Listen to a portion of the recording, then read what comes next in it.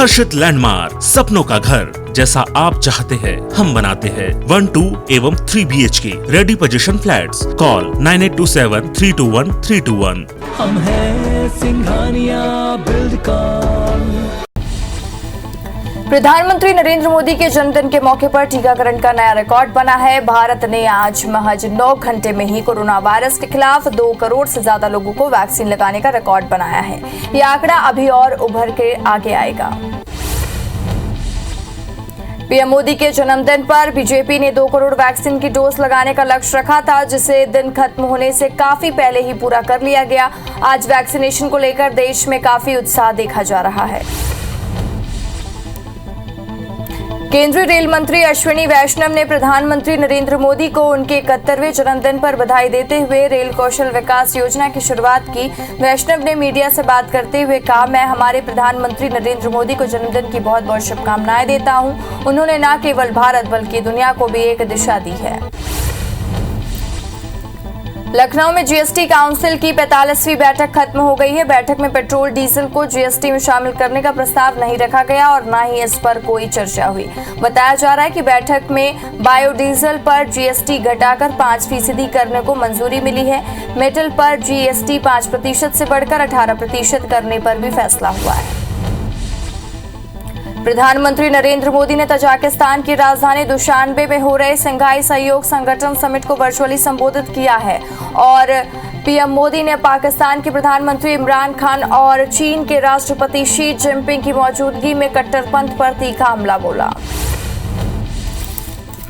PM Modi ने कहा कि मेरा मानना इस क्षेत्र में सबसे बड़ी चुनौतियां शांति, सुरक्षा और भरोसा की कमी से संबंधित हैं और इन समस्याओं का मूल कारण बढ़ता हुआ कट्टरपंथ है। अफगानिस्तान में हाल पर घटनाक्रम ने इस चुनौती को और स्पष्ट कर दिया है। इस मुद्दे पर एससीओ को पहल कर कार्य करना चाहिए।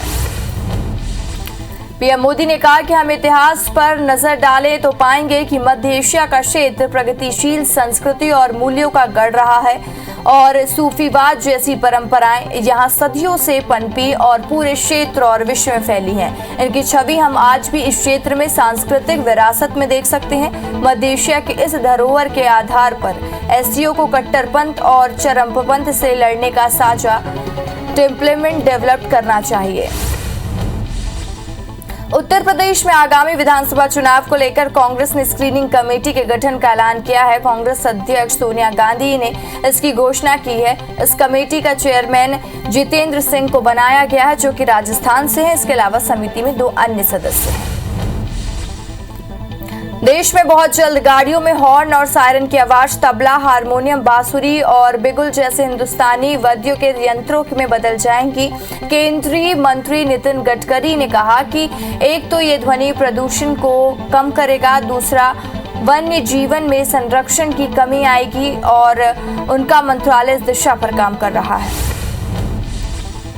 उत्तराखंड के मुख्यमंत्री पुष्कर सिंह धामी ने बताया कि 4 धाम यात्रा 18 सितंबर से शुरू होगी। तीर्थ यात्रा पर से प्रतिबंध हटाने नैनीताल हाईकोर्ट के फैसले के बाद राज्य सरकार ने यात्रा की तैयारी शुरू कर दी है। कोरोना के चलते 28 जून को इस पर हाईकोर्ट ने रोक लगा दी थी। 4 धाम यात्रा आने वाले यात्रियों को 72 घंटे पहले की कोविड नेगेटिव रिपोर्ट लानी जरूरी होगी।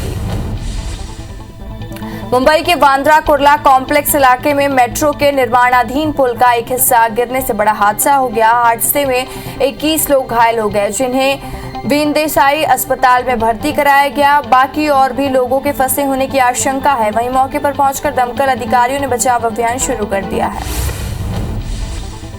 दिल्ली में लोधी रोड इलाके में सीजीओ कॉम्प्लेक्स स्थित सीबीआई बिल्डिंग के बेसमेंट में आग लग गई। इमारत के सभी अधिकारियों और कर्मचारियों को बाहर निकाल लिया गया है और दमकल की 8 गाड़ियां मौके पर पहुंची। दिल्ली अग्निशमन सेवा के डिविजनल ऑफिसर एसके दुआ ने बताया कि आग पर काबू पा लिया गया है। आज बाजार नई ऊंचाई पर खुले। पहली बार सेंसेक्स 59,400 और निफ्टी 17,700 के पार खुला। कारोबार के दौरान बाजार में शानदार तेजी देखने को मिल रही है। फिलहाल सेंसेक्स 550 पॉइंट चढ़कर 59,680 पर और निफ्टी 150 पॉइंट चढ़कर 17,780 पर कारोबार कर रहा है। बीजेपी प्रदेश प्रभारी डी पुरंदेश्वरी 18 सितंबर को एक दिवसीय दौरे पर छत्तीसगढ़ आएंगी। वे पीएम मोदी के जन्मदिन के मौके पर आयोजित सेवा ही समर्पण कार्यक्रम में शामिल होंगी। साथ ही प्रदेश पदाधिकारियों की बैठक लेंगी। जबलपुर के सिहोरा में सालों पुरानी मांग को पूरा करते हुए केंद्रीय मंत्री नितिन गडकरी ने खेतौला आरओबी में वर्चुअल भूमि पूजन किया। क्षेत्र को मिली सौगात से लोग खुश हैं। इंदौर में आयोजित वर्चुअल कार्यक्रम में सड़क परिवहन की 24 परियोजनाओं का भूमि पूजन किया गया। छत्तीसगढ़ के सरकारी कर्मचारियों की महंगाई भत्ते में बढ़ोतरी की गई है। राज्य के सभी सरकारी कर्मचारियों को 1 जुलाई 2021 से 7वें वेतनमान में 5% और 6वें वेतनमान पर 10% अतिरिक्त महंगाई भत्ता दिया जाएगा। वित्त विभाग ने इसके आदेश भी जारी कर दिए हैं। प्रदेश के करीब 4.5 लाख कर्मचारियों अधिकारियों को इसका लाभ मिलेगा। छत्तीसगढ़ में अनियमित कर्मचारी 4 मांगों को लेकर धरना प्रदर्शन कर रहे हैं। संविदा दैनिक वेतन भोगी और ठेका समेत 2000 से ज्यादा अनियमित कर्मचारी धरना स्थल पर 2 दिवसीय हड़ताल के लिए जुटे हुए हैं। इसके साथ ही अन्य कर्मचारी भी मांगों को लेकर प्रदर्शन कर रहे हैं। भोपाल और आसपास के क्षेत्रों में बीते 4 दिनों से लगातार हो रही बारिश के कारण बांधों का जलस्तर बढ़ता जा रहा है, जिसकी वजह से केरवा बांध में 2 गेट खोले गए हैं। बांध के 1 गेट और 2 नंबर के गेट को खोल दिया गया है। गेट के आसपास आवाजाही पर रोक लगा दी गई है। भिंड के गोरम गांव में 10 साल पहले हुई हत्या मामले में 11 आरोपियों को आजीवन कारावास की सजा सुनाई गई है। साथ ही 5-5 हजार का जुर्माना भी लगाया गया है। मामले की सुनवाई चतुर्थ अपर सत्र न्यायाधीश की कोर्ट में हुई है और आरोपियों ने 11 अगस्त 2011 को चुन्ना शर्मा को गोली मारकर उसको मौत के घाट उतार दिया था।